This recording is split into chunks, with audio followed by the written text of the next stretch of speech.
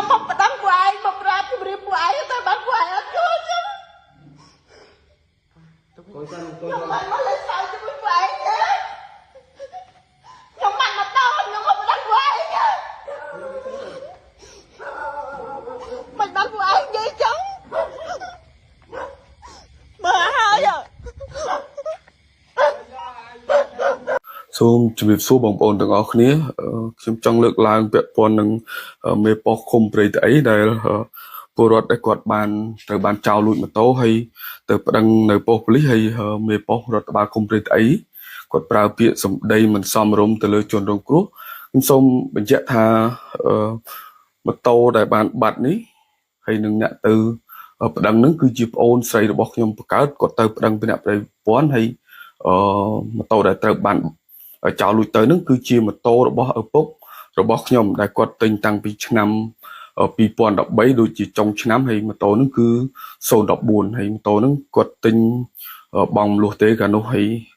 ឯកសារទិញលក់មាននៅគាត់ប៉ុន្តែកាត់គ្រីនៅខាងហាងគាត់អត់បានទៅដកទេមកដល់បច្ចុប្បន្ននេះហើយនៅថ្ងៃទី15នេះចោលលួចម៉ូតូនឹងបាត់ទៅហើយប្អូនរបស់ខ្ញុំបានទៅដាក់ពាក្យប្តឹងតែបានដល់ពេលទៅដាក់ពាក្យប្តឹងត្រូវបានមេប៉ុស្តិ៍ប្រើពាក្យសម្ដីនឹងមិនសមរម្យធ្វើមើលដូចតើពួកគាត់នឹងជាជនល្មើសអញ្ចឹងហើយខ្ញុំសូមបញ្ជាក់ថាការទៅដាក់ពាក្យប្តឹងនេះមិនមែនឲ្យប៉ូលីសនឹងត្រូវតែស្វែងរកម៉ូតូនឹងយកមកវិញទេគឺដើម្បីឲ្យប៉ូលីសនឹងកត់កំណត់ហេតុឲ្យដឹងថាម៉ូតូនេះបាត់នៅថ្ងៃនេះប៉ុណ្នេះយើងជៀសវាងគេលួចទៅយកទៅធ្វើសកម្មភាពផ្សេងដូចជាប្លន់ឬក៏ប្រព្រឹត្តបទល្មើសផ្សេងណាមួយវាជាប់ពាក់ព័ន្ធនឹងឈ្មោះម្ចាស់ដើមក្នុងគោលបំណងរបស់យើងនឹងគឺទៅប្តឹងនឹងគឺឲ្យធ្វើតែប៉ុណ្្នឹងទេប៉ុន្តែមូលហេតុអីបានគាត់ទៅប្រើពាក្យសម្ដីមិនសមរម្យមកលើនេះបងប្អូនស្ដាប់ទាំងអស់គ្នាប្រហែលឆ្នាំហើយចូលចិត្តមួយឆ្នាំទេបងចិត្តមួយឆ្នាំ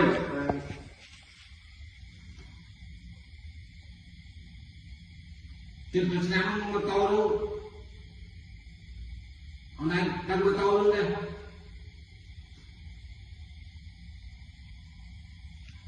ដល់បាយម៉ែលេខខ្ញុំពូម៉ែខ្វែងជុំស្វ័យសអមសុខុមកុំយាយម៉ែខ្វែងស្វ័យខ្ញុំអត់ស្គាល់តកោទេគេហៅគាត់នេះក៏មានខំហើយលោកឯងនៅណានៅស្ទឹងតែអីបងស្រុកណានៅណាខ្ញុំស្រុកណាដូចខាងចន្ទ្រីយកស្កត់យកតាញ់បានដល់តាញ់បានទេមើលនៅផ្ទះណាផ្ទះណានេះម៉ូតូយកបោកនោះនេះជាអេសនោះពីឆ្នាំ2013ហើយយកមកខាត់មកនោះខ្ញុំមក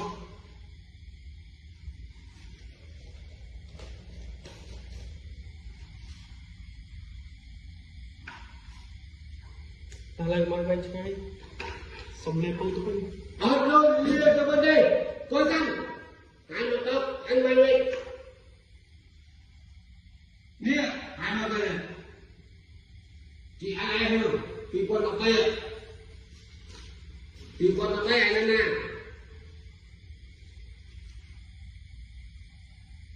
អ្នកដែលបានតោហ្នឹងទៅជាម៉ែប្រពន្ធខ្ញុំកើតឆ្នាំពីគាត់ទៅឯណាណាខ្ញុំនៅស្រុកកំណើតខ្ញុំស្រុកណាឯណាគឺចន្ទ្រាតែមើលទៅណាខ្ញុំដឹងថានឹងវាចឹងហើយតែតោខ្ញុំទៅបំបត្តិថ្ងៃហ្នឹងពួកឯងយកដល់អីបាត់ថ្ងៃហ្នឹងម៉ូតូទៅណាតែខ្ញុំស្វែងរៀងតោខ្ញុំបាត់ថ្ងៃហ្នឹងបានខ្ញុំមកប្តឹងថ្ងៃហ្នឹងបើបាត់តាំងពី2013ខ្ញុំមកប្តឹងតាំងពី2013ហើយបើយល់អត់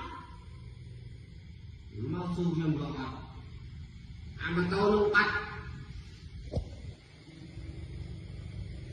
វាទៅបំបត្តិថ្ងៃហ្នឹងបានខ្ញុំមកប្រាប់មេប៉ុស្តិ៍រឿងណាឥ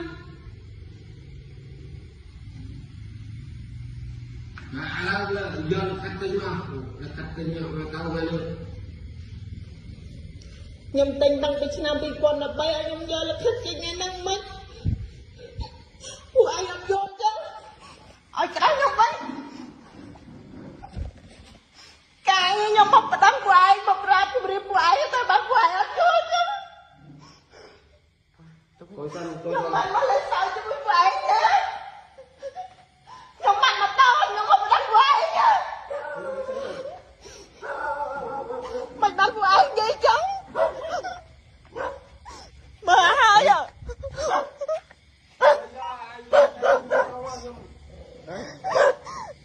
ทำโตยมบังนี่รับรองการกรีนเกมันเอาให้ผู้ไอ้สู้ตราเรายมใหญ่มาเต้น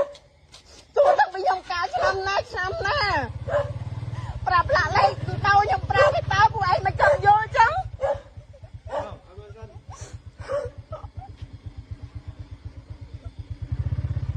ตอนนี้นะ ហើយវីដេអូនេះដែរខ្ញុំសូមស្នើទៅដល់អាយដាមពេជ្រវីរៈស្នងការនគរបាលខេត្តស្វាយរៀងជួយចាត់វិធានការទៅលើឬក៏អប់រំទៅលើមន្ត្រីប៉ូលីសមេប៉ុស្តិ៍នគរបាលរដ្ឋបាលឃុំព្រៃត្អីនេះផងបើសិនជាពលរដ្ឋមានបញ្ហាបាត់របស់ឲ្យទៅប្តឹងឲ្យគាត់ប្រើពាក្យសម្ដីបែបនេះតើឲ្យពលរដ្ឋរំពឹងអីទៀតហើយខ្ញុំសូមបញ្ជាក់សាវតានៃម៉ូតូនេះថាជាម៉ូតូរបស់ឪពុករបស់ខ្ញុំហើយគាត់ធ្លាប់ជិះបម្រើពលរដ្ឋព្រោះអីគាត់ក៏ជាមន្ត្រីនគរបាលស្ថិតនៅក្នុង